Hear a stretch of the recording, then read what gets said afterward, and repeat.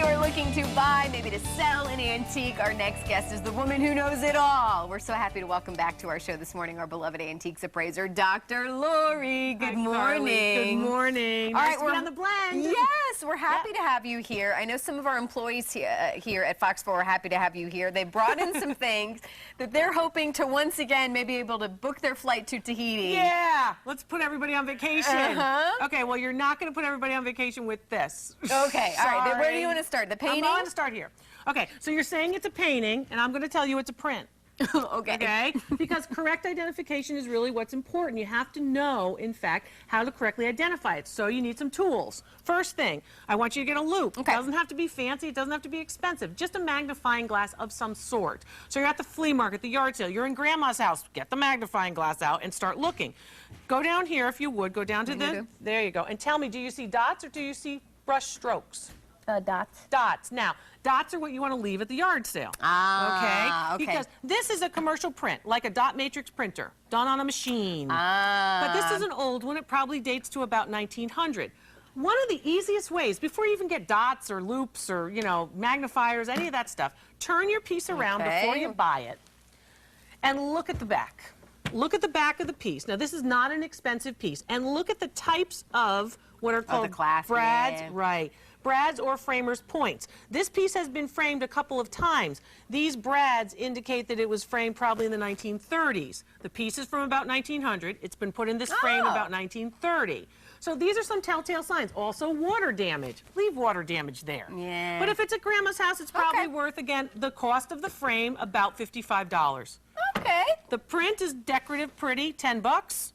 The frame about 50. So we can't go to Tahiti on this. Okay. Maybe you can get to, I don't know, Tulsa. Lunch. We can have some Tahiti food. I don't know. Tahitian food, right. All right, so where do you want to go next? Sports. Okay, sports. Okay. Which you like. I love sports. Yeah. I love sports. I'm a sports fanatic. You are. I love it. I don't care what season it is. Let's go to a game. I love it. Okay, so a couple of things. We just finished, of course, the World Series, which now goes into November. Figure that out, right? This particular piece is a relatively interesting piece. That is, of course, the American League White Sox. I want to make sure we can. And we probably have heard about folks like Shoeless Joe Jackson and such, you know, the great Black Sox scandal. That's a period piece, and that piece is probably worth about $500. A postcard. Sports collectible folks will actually be looking for these types of pieces in good condition, a nice postcard, a good piece of collectability. On Fox Business Network Strange Inheritance, one of the features has to do with, of course, great sports collectibles. Some of the pieces that are featured there are also from my appraisal events. So think about that. Condition is very key when you have a piece of sports memorabilia. And remember, about 90% to 95% of sports memorabilia is forged. Oh. A lot of it is really fake. You really have to know the provenance or the history of the piece, and that has a good history. Pasadena, the Rose Bowl football, January 1st. I don't have gloves on. Can you pick that up? Sure, just in case it's worth, you know? Sure, hon. I'll go to this camera. Okay. Maybe. I don't know if that'll help. I'll try. But this is from January the 1st, you know, the Rose Parade. Yeah. We watch it every year. The Rose Parade, this, of course, is going to be the inauguration ceremony's ticket. There's the shot. You guys are so good. From 1943, January 1st. So, okay, so we're at war. So that's going to be important. So it is a victory piece, a piece that relates to, again, what's happening in America during World War II, as well as the fact that it's in very nice condition.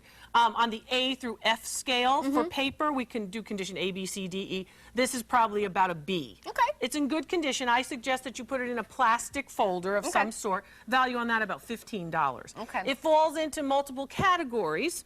It falls into World War II collectibles as well as Rose Bowl collectibles. People like to collect them. Okay. Dr. Lori, we only have a minute left. Okay. Do we? I want to talk about the golf clubs. First of all, good condition wooden golf clubs are usually about $25 a club. Okay. Those date from about the 1930s to the 1940s. But your Coca-Cola bottle...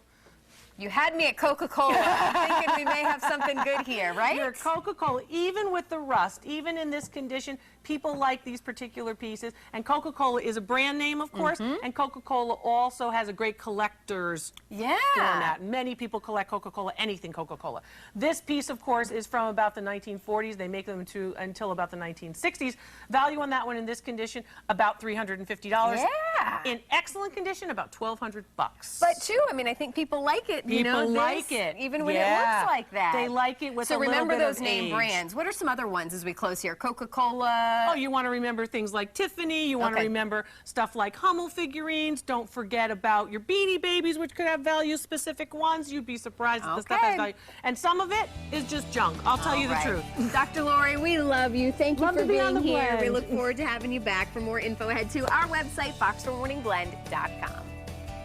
And we always love hearing from our Morning Blend viewers, so be sure to connect with us through our social media sites. You can find us on Facebook, Twitter, and Instagram. Come check us out and say hello.